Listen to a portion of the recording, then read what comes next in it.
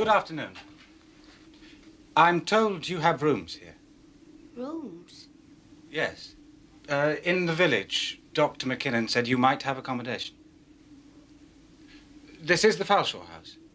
This is the house. And do you have rooms? I don't know, I'm sure. Then could you please find out from someone who does know? Uncle's in shed.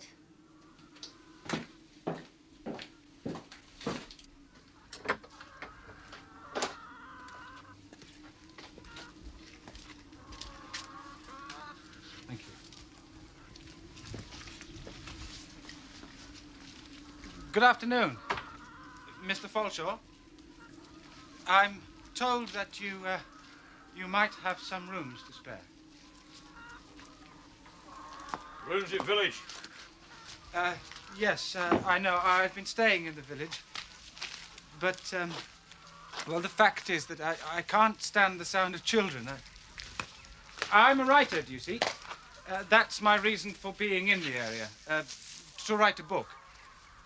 I'm working on a county history, and it's become quite difficult to get on with my writing because my room in the village overlooks the school, and, well, the children make such a noise, it's become quite impossible to work.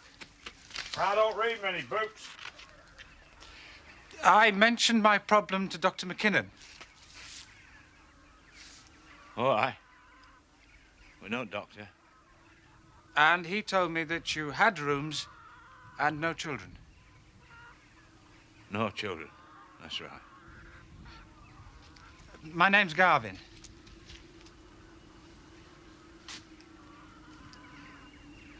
Depends on whether Mrs. will put up with you.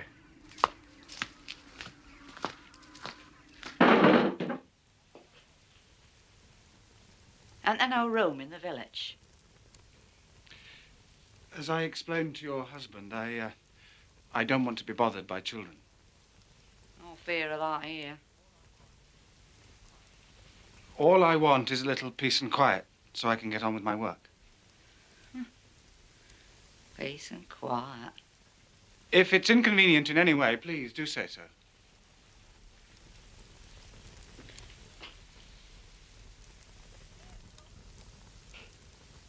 Rachel?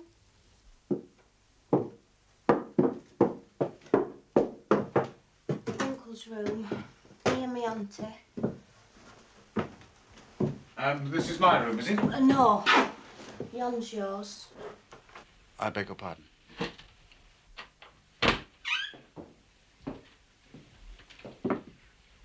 This one's yours.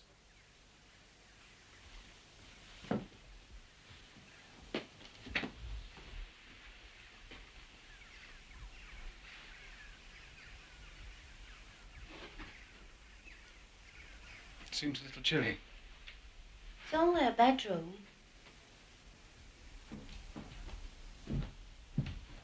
Well, that all seems fine. I'll have to go back to the village to collect my bags and baggage.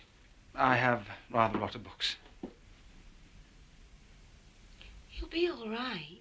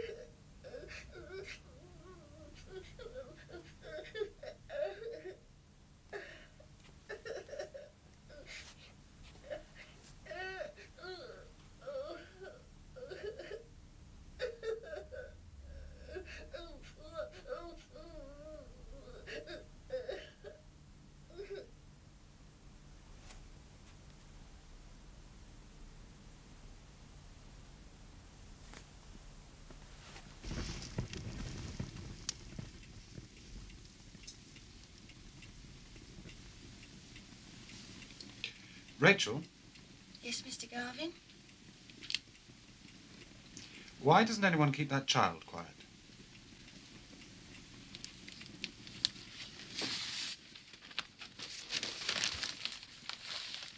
You've heard her. Well, yes, of course I've heard her. You don't look as if you had.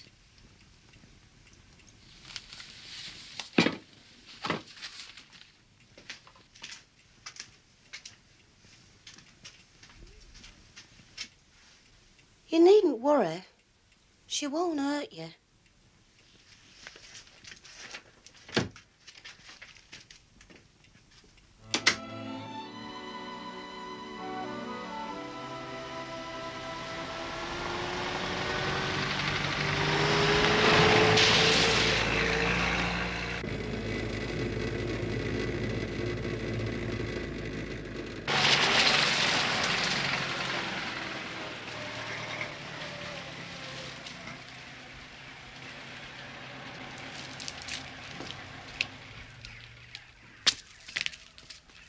Dr. McKinnon! Hello there, Mr. Garvin. Are you settling in all right with these good people? It's not as quiet as I expected. I'm not sleeping well. It must be your South Country nervous system. Call up the surgery. I'll invent you a soothing tonic. Excuse me, I have a patient to attend to. A patient? Is someone ill? Mrs. Falshaw, her day of judgment draweth nigh. A medical condition known as pregnancy. Oh, yes, of course. Forgive me. Your head's full of history and you haven't been sleeping. Cheer up. They won't hurt you. Don't forget, call and see me. Who? Who won't hurt me?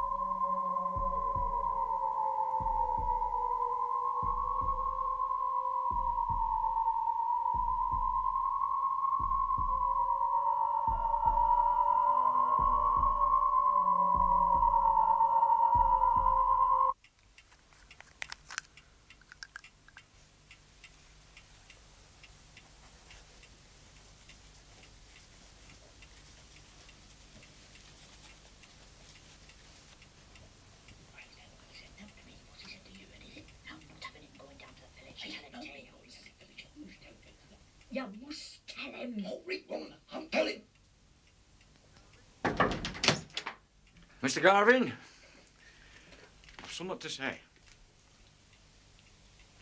Then you better come in and say it.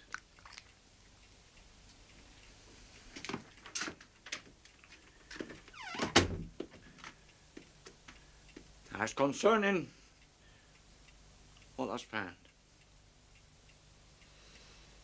I see.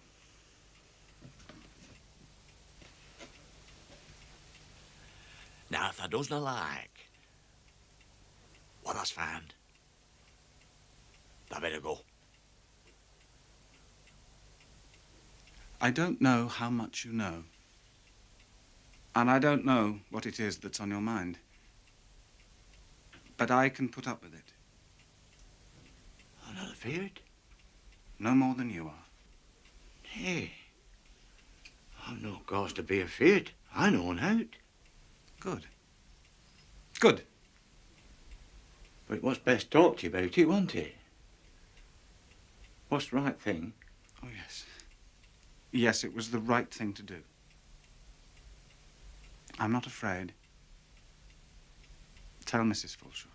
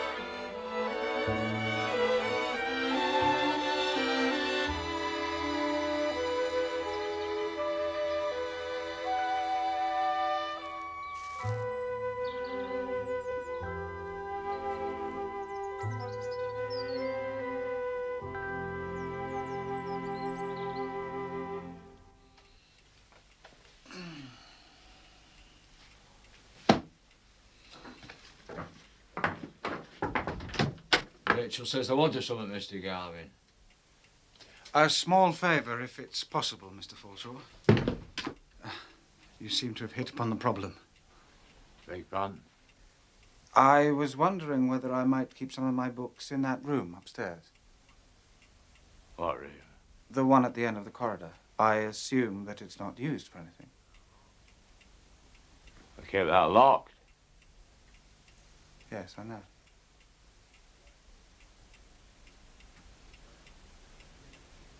I'll carry him upstairs for you. Leave him on the landing. Give you a key and you can organise it all to suit yourself.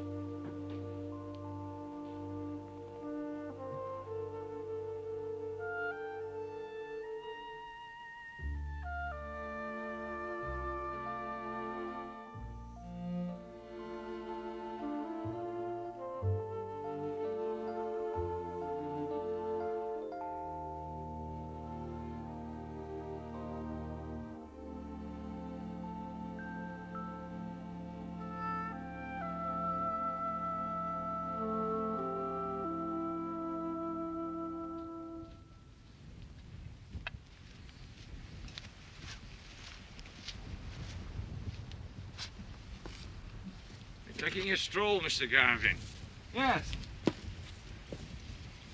We'll have some rain later, I fancy. I don't stray too far from the house. Tell me, Mr. Falshaw, how long has the house been in your family? 7 generations. The 8's soon enough, all goes well. Why shouldn't it go well? No reason. I keep telling Mrs. What? Who's been in a dark state ever since.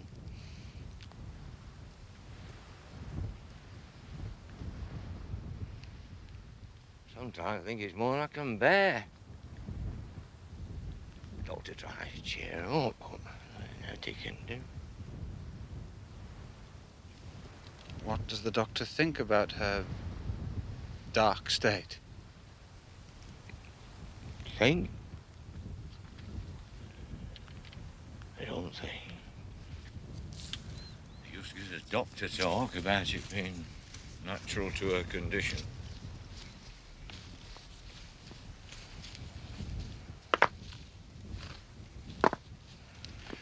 I wonder if I ought to stay. Perhaps she's doing too much. Would it help if I were to leave? I must not go thinking that, Mr. Garvin. But to be putting you to trouble at a time like this. Trouble? I calls that trouble. Well, No, I'll bring trouble only if there goes. Now, if she can see that I can put up with it without being afeard, well, then maybe she'll think that things can't be so bad. What things? I don't know exactly. I only know what I've heard. Or you've heard, by all accounts. What they say. Myself, I've heard nought. Don't know what people say. These things, how long have they been said? Long enough. Since before your time? No, not before my time. It's all in my time. In your time? I mean, like I say, I've heard nought. About what you've heard and such like. Mr. Falshaw.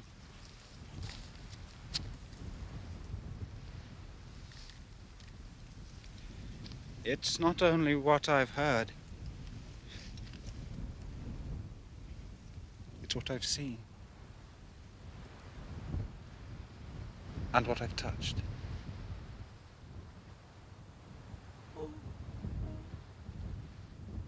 God in heaven.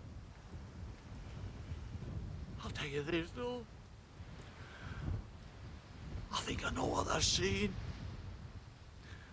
I tell you now. That's no cause to be afeard. It won't harm thee. Yes, I know that. Won't do thee no harm. There's a sort of pity in them things. Sort of pity. They won't show themselves to them that they're afeard. They know I'm afeard. I'm the missus and Rachel. Oh my God, yes, we're afeard. But now, She knows that I'm not afraid. it's a pity in lass.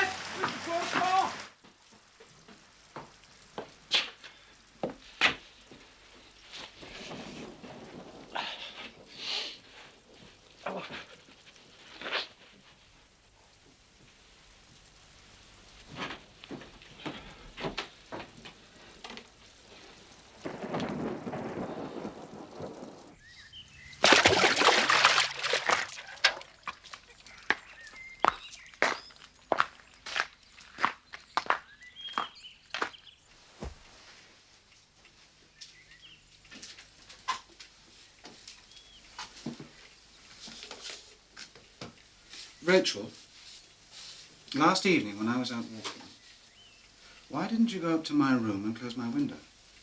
The rain got in and ruined some of my books.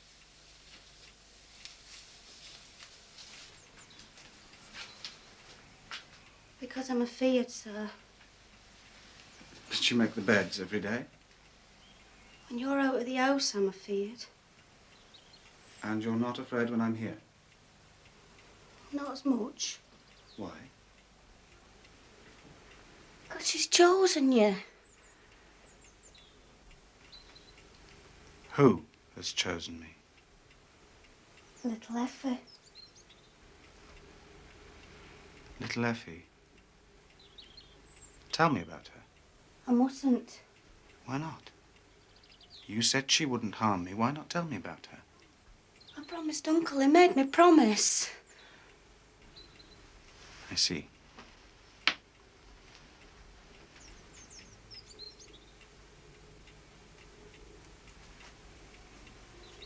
Does she really come to you in the night? Yes. And you're not afeard of her? No. God bless you, Mr. Garvin.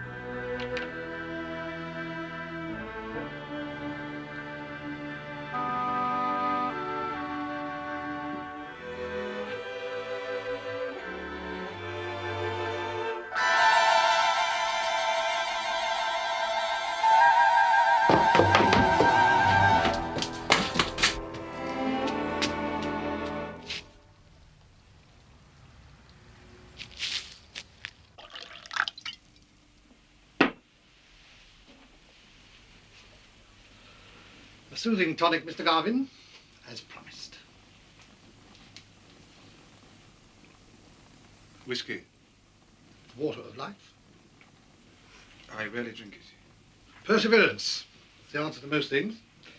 And you strike me as a very tenacious young man. Yes, I am. I need to know about the Foreshores.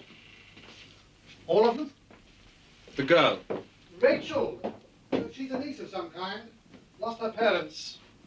Fairly stupid, but kind-hearted. No, not her. The girl I've been seeing ever since I moved in.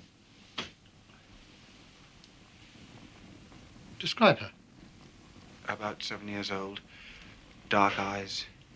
Long hair. It looks almost bleached.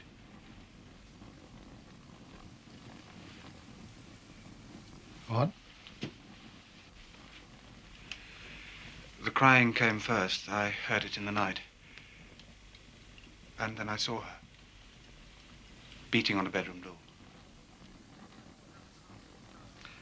Tell me what happened after the child beat the door with her hands. She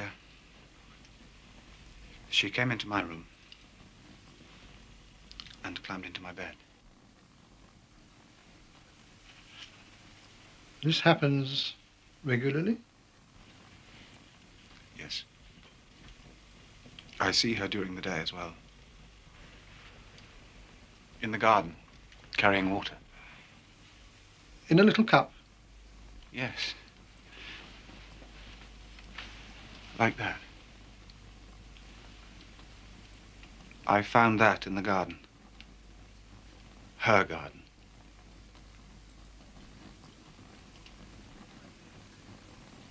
Did you find these experiences frightening?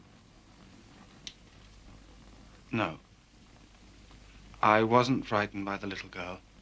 One cannot be frightened by innocence. But I'm frightened by what lies beyond all this. There is a quality in the house and in the family. A sense of evil and guilt. Corruption, if that isn't too strong a word.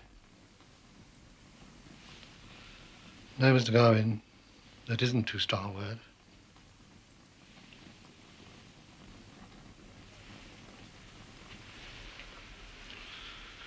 What frightened you today? Is it so obvious? Oh, yes. When you came to my door, I saw a frightened man. It's true. Two things I saw. The body of the child floating in a water tank. And the other? Falshaw in my bedroom. Well, that shouldn't frighten anybody, Mr. Garvin. He wasn't alone. Describe the woman. Fair-haired, young, younger than Falshaw. Though he looked younger too, and happier.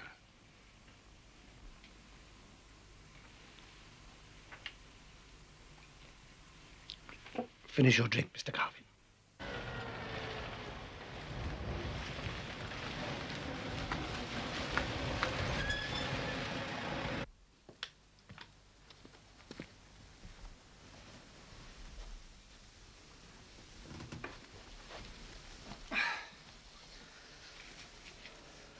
See anybody you know? I don't know anyone in these parts. I'm a South Country gentleman, as you said yourself. Look again.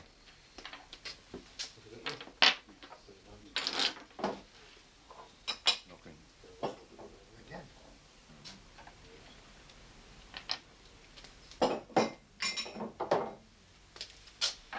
the woman I saw in my bedroom. With Falshaw? Yes. She looks older now. Yes, Mr. Garvin, we're all older now than we were then. You must tell me what's happening at the Falshaws. What happened? Take your time with your drink, and then I have something else to show you.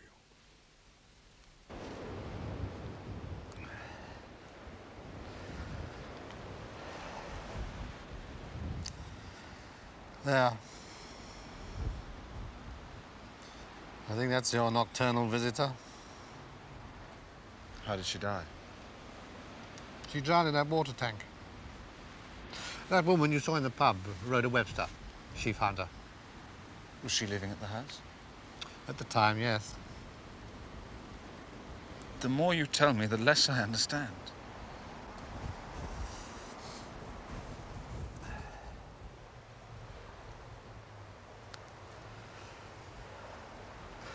How old do you think Falshaw is? He looks about 50. 38. His wife's a little older. That's what people do to each other.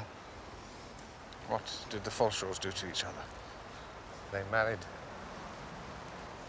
Marriage doesn't have to be like that.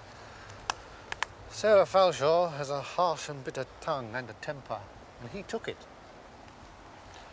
Falshaw, the younger Falshaw, was just a big, strong, cheerful young animal. He'd chuckle and say, she'll settle down when there's a baby in the house. Effie. Effie. was a very difficult pregnancy, like this one. Falshaw took to going to the pub, met Rhoda. I don't think any of us begrudged him a little spot of immorality to lighten his darkness, though I realise it isn't the Christian view.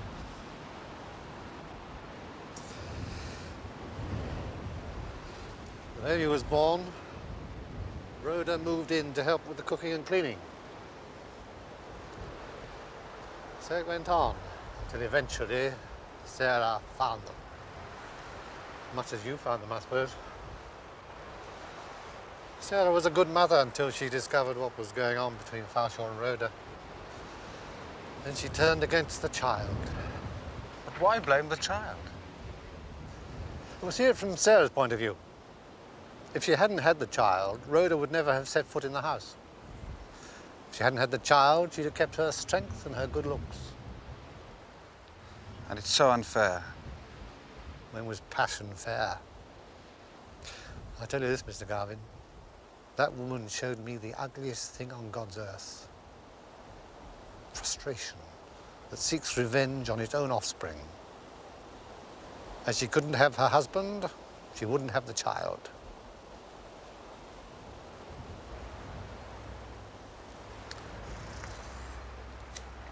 So when I saw the little girl beating on the bedroom door It happened. and coming to my room, It happened. Rhoda used to sleep in your room. The child used to go to her for comfort. I see. And the little garden? Falshaw made that for her. The three of them would play in it together. Falshaw, Rhoda, Effie. Until Sarah found them one day. And she broke the cup, stamped on the garden, destroyed everything. Every time I see her in the garden, she seems happy. It's only at night. At night, she cries like no child I ever heard. What happened when she died? She'd been having fits. The inquest verdict was that she fell in the tank while having a fit, otherwise she could have climbed out. And Rhoda? When the child died, she left. I suspect Falshaw told her to go. Ever since, he's been a good and faithful husband. In a lifeless sort of way. Though he still has hope. Hope. The next generation. Oh, yes. He spoke to me of that. Falshaw sees the unborn child as his last chance. Their last chance. Whereas his wife, Sarah Falshaw, is determined that the child shall be born dead.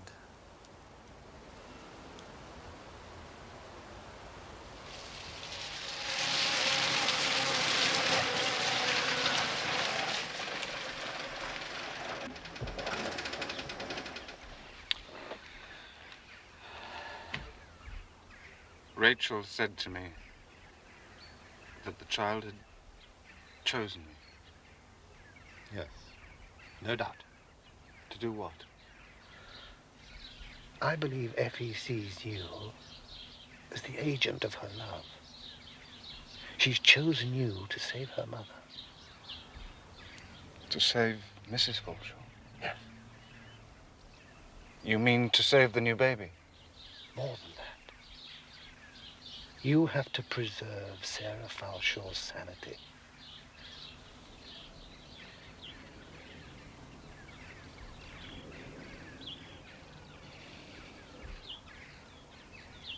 I was planning to leave at the end of the week. But is it in your hands? I think you must stay until the baby is born. And you must talk to Sarah Falshaw as you've spoken to me, with the innocence of a child.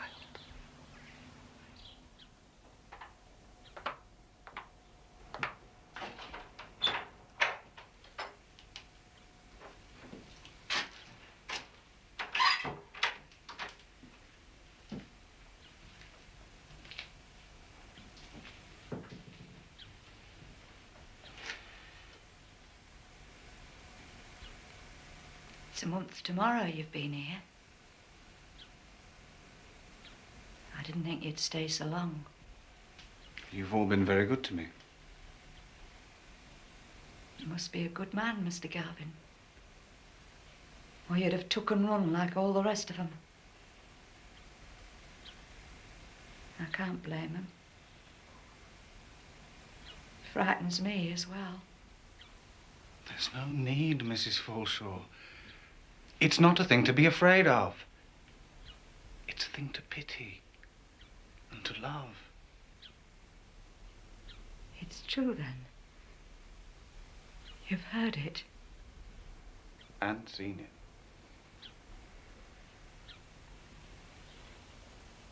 Tell me, Mr. Garvin. Tell me true. Is that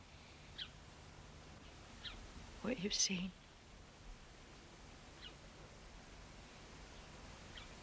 Yes. But when I see her, she's paler and thinner.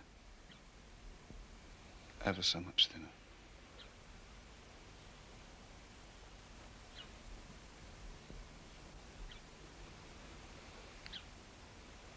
She was 7 when she died. She'd have been 10-year-old. The day when she comes to you in the night, do you let her in? Do you let her stay with you? Yes.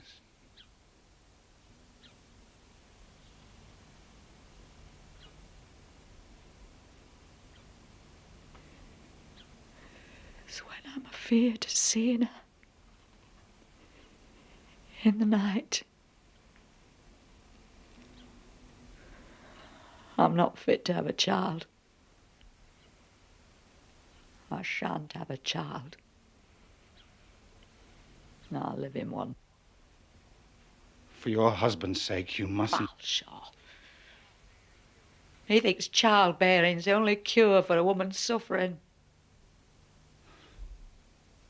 I think that he has suffered in his own way, too.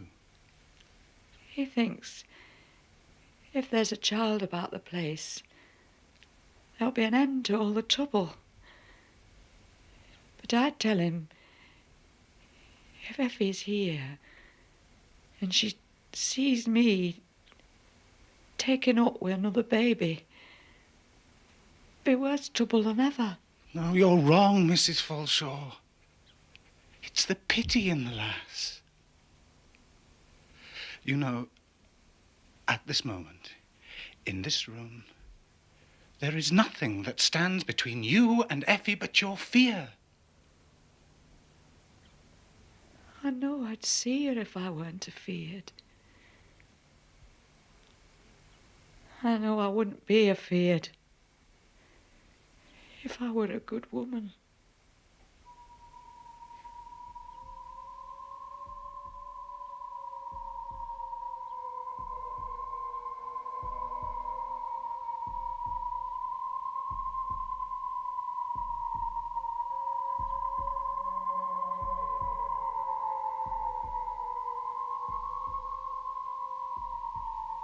Don't send her away.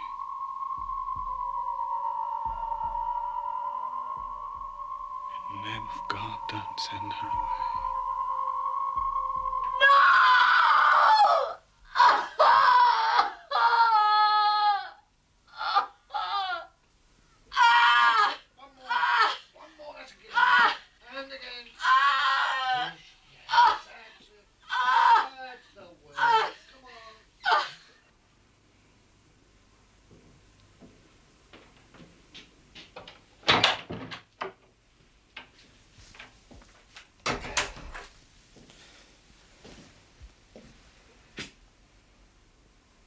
Your wife's fine, Mr. Falshaw.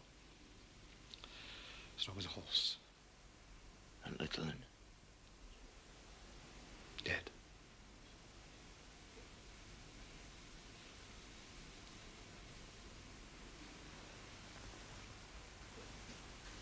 suggest you come and stay with me for a couple of days until the nurse will stay with her. But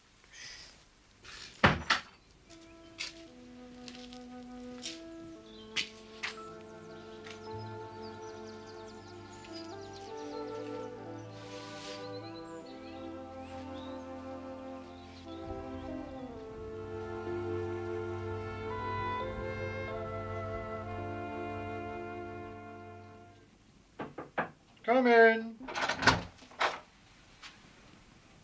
You have a visitor, Mr. Garvin.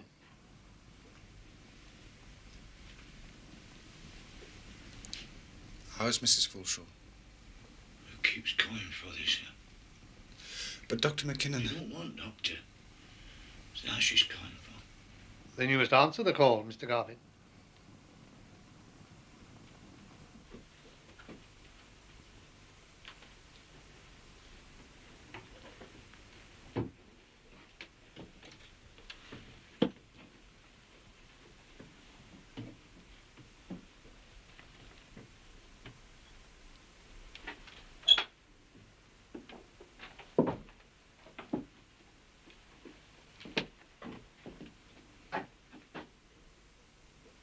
It's little Effie, Mr. Garvin. She's afeard to suck. She's afeard of me, afeard of her mother. You speak to her, Mr. Garvin. Tell her not to be afeard.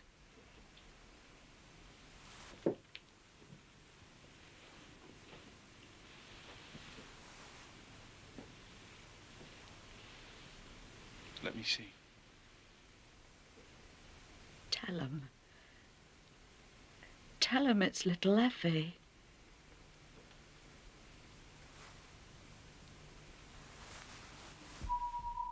Here she is now.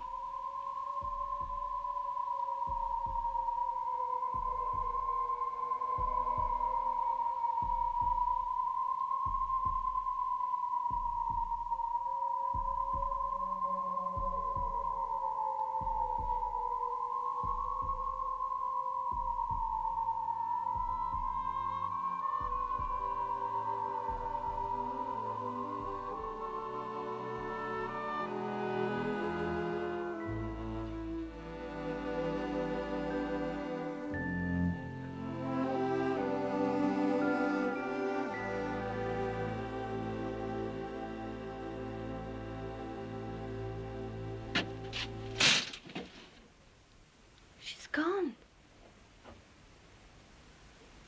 Yes.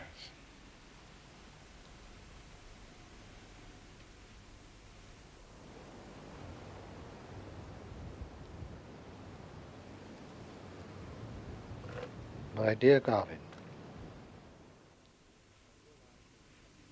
I realize with a shock that it is almost a year since you stayed at the Falshaws' house.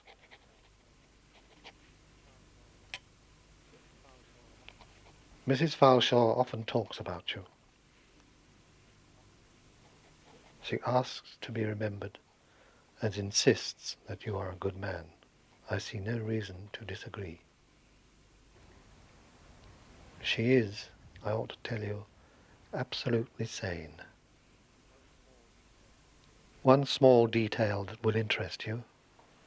In the bedroom, they've made a shelf where Mrs. Falshaw has put the photograph of Effie together with some of her things. A pair of shoes, toys, and the like.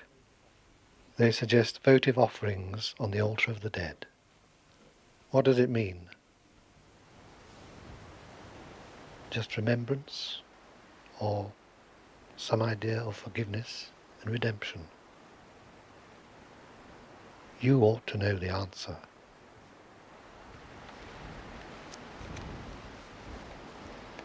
Yes, I do.